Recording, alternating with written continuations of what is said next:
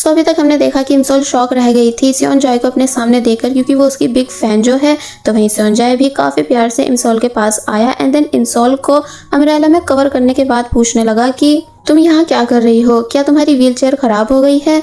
तो तब इमसोल जो कि अभी भी सदमे में है, वो खुद से कहने लगी कि मैं आखिर कुछ बोल क्यों नहीं पा रही हूँ। और फिर फाइनली इमसोल ने होश में आकर बताया कि मैं आपकी बहुत ही बड़ी फैन हूँ, यानी कि बहुत ही ज्यादा। तो तब सियोन जॉय हंसकर कहने लगा कि वो तो मैं ऑलरेडी समझ चुका हूँ तुम्हारे हेयर बैंड को देखकर। इमसोल बताती है कि ये फैन ग्रुप का नेम है जिसको मैं हैंडल करती हूँ।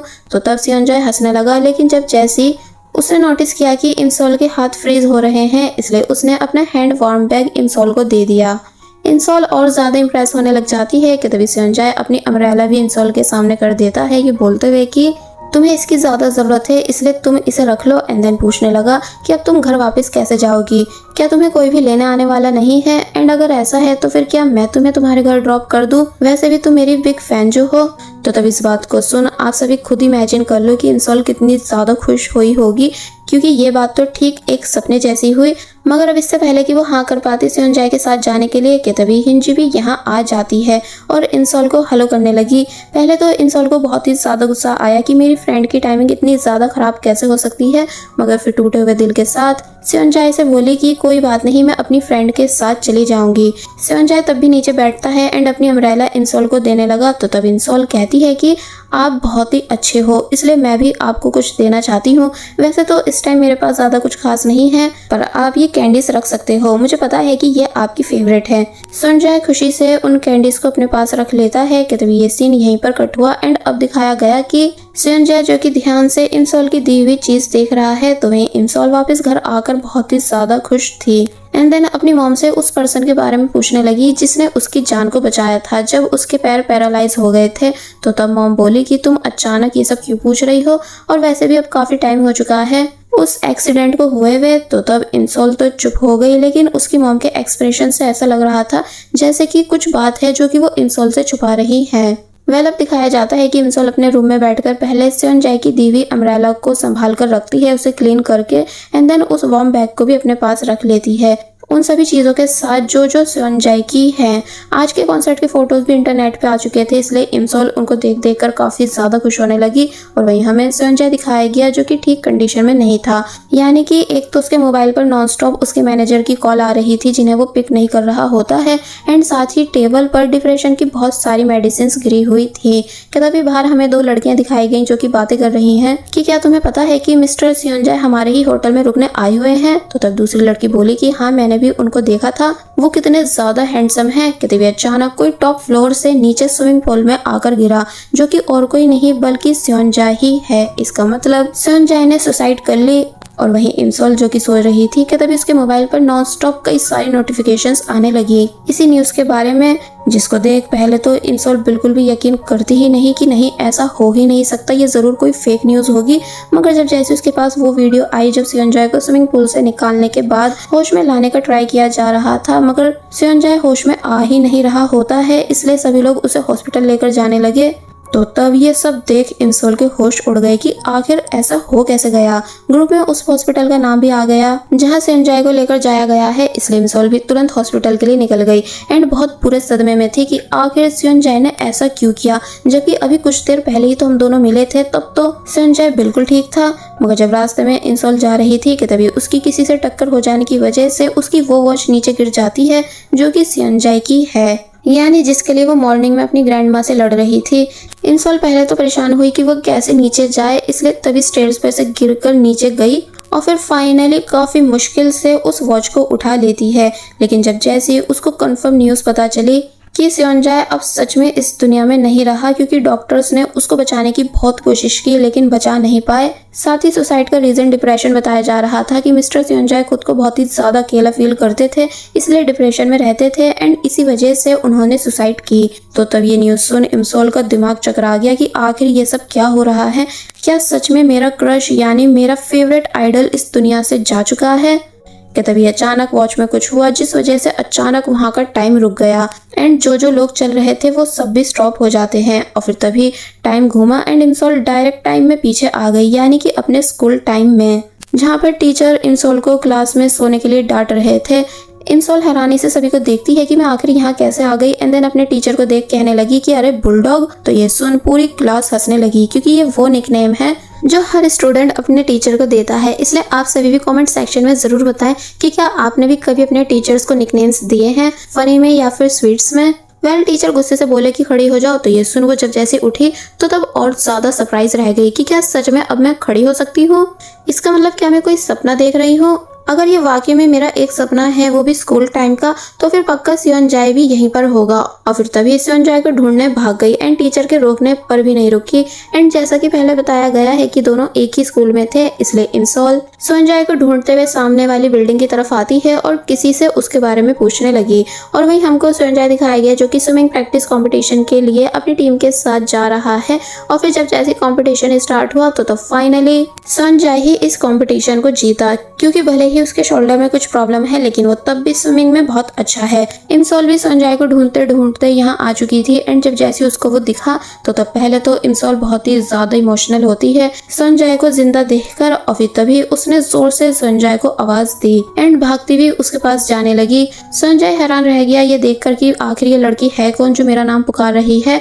तो वहीं बाकी सभी लोग भी हैरानी से इंसॉल को आते हुए देख रहे थे। पहले सभी को लगा कि ये लड़की और स्विमर्स के पास आएगी, इसलिए वो सभी उनको प्रोटेक्ट करने लग जाते हैं, लेकिन ऐसा होता नहीं।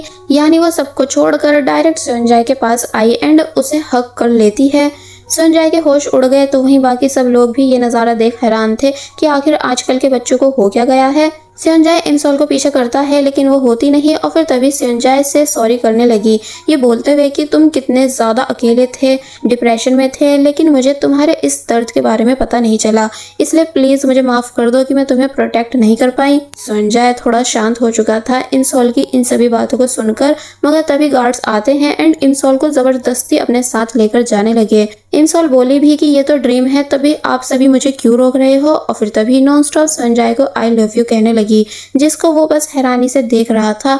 फाइनली इंसॉल को बाहर कर दिया गया था, लेकिन इस चक्कर में उसको चोट भी आ चुकी थी, इसलिए गार्ड्स इंसॉल को सॉरी करते हैं। तो तब इंसॉल को ये बात बहुत ही अजीब लगी कि जब ये मेरा ड्रीम है तो फिर मुझे चोट महसूस क्यों हो रही है। इसलिए फिर वो शांति से रोड पर चलने लगी इन सभी बातों को नोटिस करते हुए। एंड वही वॉच भी उसके पास थी जो कि पानी में गिर गई थी। एक्चुअली अभी इंसॉल को समझ नहीं आ रहा है कि वो टाइम ट्रैवल कर चुकी है, यानी कि उसे अभी तक ये लग रहा है कि ये सब सिर्फ एक सपना है। लेकिन जब जैसे ही उसने ब्रिज देखा तो तब उसको अपने क्लाइंट एस्ट्रोलॉजर की बात याद आने लगी कि ब्रिज क्रॉस करते ही आत्मा हमेशा के लिए दुनिया से चली जाती है। इसलिए ये सब याद कर वो काफी बुरी तरह शॉक रह गई कि क्या सच में मैं मर चुकी हूँ। अब हम देखते हैं कि सियोनजाए जो कि वापस अपने घर जा रहा था कि तभी इंसॉल को बैठा देख रुक गया और पूछने लगा कि तुम ऐसे क्यों बैठी हो, यानी क्या कुछ हुआ है। इंसॉल के हाथ में सियोनजाए की वॉच थी, इसलिए वो उसे ले लेता है ये कहते हुए कि ये तो मेरी जैसी है। तो वही इंसॉल गिर गई एंड कहने लगी कि मुझे यकीन नहीं आ रहा है कि मैं मर चुकी हूँ, तभी तो तुम्हें भी देख पा रही हूँ क्योंकि तुम भी मर चुके थे। और फिर तभी खड़े होकर कहने लगी कि अब मुझे क्या करना चाहिए, पता नहीं मेरी मॉम और ग्रैंड माँ की क्या हालत होगी ये जानकर कि अब मैं उनके साथ नहीं हूँ। सियोनजाए को कुछ भी समझ नहीं आ रहा होता है कि आखिर ये बोल क्या रही है। इसलिए जब वॉच के बारे में पूछने लगा तो तब वो बोली कि ये तुम्हारी ही है, इसलिए तुम इसको रख सकते हो। सियोनजाए हैरानी से कहता है कि क्या सच में ये मेरी वॉच है, पर ये तुम्हारे पास कैसे आई थी। मगर इंसॉल सिर्फ अपनी बातों में खोई हुई होती है एंड देन कहने लगी कि इस ब्रिज को क्रॉस करते ही हम हमेशा के लिए इरेज हो जाएंगे, इसलिए चलो इसे क्रॉस ही नहीं करते एंड यहाँ से भाग चलते हैं। पर क्योंकि सियोनजाए का घर ही इस ब्रिज को क्रॉस करने के बाद आता है, इसलिए वो यहाँ से जाने लगा। इंसॉल पहले तो बहुत कोशिश करती है उसको रोकने की, लेकिन जब वो रुका नहीं तो तब उसने सियोनजाए को बैक हग कर लिया ये कहते हुए कि प्लीज मत जाओ, मैं तुम्हारे बिना नहीं रह पाऊंगी, इसलिए क्यों ना हम दोनों साथ में रहें। तो ये सुन सियोनजाए डर जाता है कि इसका इस बात से क्या मतलब, इसलिए जल्दी से यहाँ से भागने लगा एंड टैक्सी रुकवा कर उसमें बैठकर चला गया। इंसॉल कंफ्यूज हो जाती है ये देखकर कि क्या सच में इस वर्ल्ड में टैक्सी भी होती है। तभी उसको अपनी मॉम की कॉल आई जो कि डांट रही होती है कि तुमने स्कूल बंक कैसे करा, मुझे तुम्हारे टीचर ने सब बता दिया है, इसलिए अभी घर वापस आओ। तो तब इंसॉल और ज्यादा कंफ्यूज हो गई कि इस वर्ल्ड में हम कॉल पर बात कैसे कर पा रहे हैं, यानी कि आखिर ये सब हो क्या रहा है। तो वहीं सियोनजाए जो कि अब अपने घर आ चुका था एंड डैड से कॉल पर बातें कर रहा था कि आज उसकी स्विमिंग प्रैक्टिस कैसी रही, कि तभी उसको बहुत तेज तकलीफ हुई अपने शोल्डर में, इसलिए वो खाने का बहाना करके कॉल कट कर देता है। आई थिंक उसने ये बात अपने डैड से छुपा रखी है कि उसके शोल्डर में कुछ प्रॉब्लम है। कि तभी वो देखता है कि मेरी वॉच मेरे पास है। इसका मतलब जो ये दूसरी वॉच है ये उसी लड़की की थी, पर उसने ये मुझे क्यों दी। कि तभी उसको इंसॉल की बातें याद आने लगी जो उसने हक करते टाइम कही थी, इसलिए वो सीरियस हो गया क्योंकि वो वाकई में खुद को अकेला फील करता है और फिर तभी अपने शोल्डर की फिक्र करने लगा। वेल अब नेक्स्ट सीन में हम देखते हैं कि इंसॉल जब जैसे अपने घर के सामने आई तो तब वो हैरान हुई ये देखकर कि ये वाला घर तो ठीक मेरे रियल वर्ल्ड वाले घर के जैसा है, न्यू भी लग रहा है एंड लगता है कि अभी तक इस एरिया का रीडेवलपमेंट नहीं हुआ। और फिर जब जैसी घर में आई तो तब और ज़्यादा हैरान हो जाती है कि मॉम इतनी यंग कैसे दिख रही हैं। लेकिन इंसॉल की मॉम इंसॉल को डांटने और मारने लगी कि तुम्हारी हिम्मत हुई कैसे स्कूल बंक करने की, क्या यही सब करने के लिए मैं तुम्हें स्कूल भेजती हूँ। तो तब इंसॉल तो कुछ भी नहीं कह रही थी, मगर तभी बुरी तरह शॉक रह गई ये देखकर कि ये सन 2008 चल रहा है, इसलिए उसको ये चीज़ काफ़ी ज़्यादा अजीब लगने लगी। और फिर जब जैसे वो अपनी ग्रैंड मदर के पास आई जिनकी इस समय में मेंटल हेल्थ बिल्कुल ठीक है, यानी कि अभी वो नॉर्मल है, इसलिए इंसॉल काफ़ी ज़्यादा खुश हो जाती है ये देखकर कि उसकी ग्रैंड मदर को वो याद है। मतलब इंसॉल ने ध्यान से अपने रूम को देखा जो कि पहले जैसा है, यानी जैसा कि वो इंसॉल के स्कूल टाइम में हुआ करता था, इसलिए वो काफ़ी ज़्यादा इमोशनल होने लगी। और फिर जब उसे मंथ पता चला कि ये जून चल रहा है तो तब उसको समझ आ गया कि ये वो टाइम है जो मेरे एक्सीडेंट से पहले का था।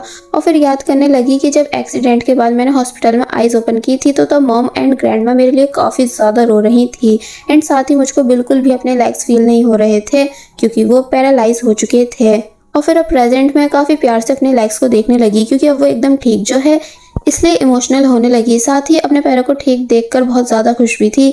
जिसके बाद अब दिखाया जाता है कि इंसॉल रात में अपनी मॉम और ग्रैंड मदर के पास सोने के लिए आई एंड दोनों के हाथ पकड़कर लेट गई एंड खुद से कहने लगी कि शायद ये सब सिर्फ एक ड्रीम है एंड जब मैं सुबह सोकर उठूंगी तो तब दोबारा मेरे लेग्स पैरालाइज हो जाएंगे। और फिर जब जैसी सोई एंड सुबह में उठी तो तब उसको वाकई में अपने लेग्स फील नहीं हो रहे थे, इसलिए उसको लगने लगा कि मैं रियल वर्ल्ड में वापस आ चुकी हूँ, लेकिन ऐसा होता नहीं है। यानी कि इंसॉल के भाई ने अपने पैर उसके लेग्स पर रखे हुए थे जिस वजह से वो हिल नहीं पा रहे थे।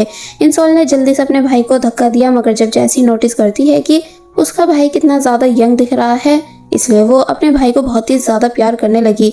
मगर उसका भाई कंफ्यूज था कि आखिर ये ऐसा क्यों कर रही है। वेल अब नेक्स्ट सीन में दिखाया जाता है कि इंसॉल खुशी खुशी स्कूल जाने के लिए तैयार है एंड उसको लग रहा है कि वो अभी भी किसी लॉन्ग ड्रीम में है, यानी कि वो अभी तक समझ नहीं पाई है कि ये सब टाइम ट्रैवल की वजह से हो रहा है। और वही सेओनजाए स्कूल में आकर इंसॉल के आने का वेट करने लगा क्योंकि वो उसे उसकी वॉच वापस करना चाहता है। तो वही इंसॉल रनिंग करते हुए स्कूल आ रही है बिकॉज वो काफ़ी ज़्यादा खुश जो है अपने लेग्स को ठीक देखकर। लेकिन जब जैसे ही उसे सेओनजाए अपने सामने खड़ा दिखा तो तब वो रुक गई एंड बहुत ध्यान से सेओनजाए को देखने लगी जो कि अपने दोस्त से बातें कर रहा था एंड हंस भी रहा होता है। तो तब इंसॉल को याद आने लगा कि कैसे कैसे न्यूज़ में सेओनजाए की डेथ के बारे में बताया गया था, इसलिए इंसॉल की आंखों में आंसू आ गए, यानी कि वो बहुत ही बुरी तरह रोना शुरू कर देती है।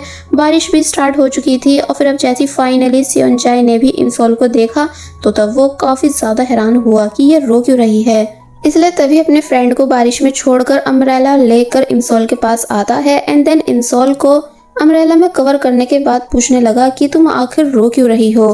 तो तब इंसॉल की आंखों में और ज़्यादा आंसू आने लगे क्योंकि सेम यही लाइंस प्रेजेंट में भी सेओनजाए ने इंसॉल से बोली थी मरने से पहले। और बस फिर इसी सीन के साथ पार्ट 2 यहीं पर एंड हो जाता है।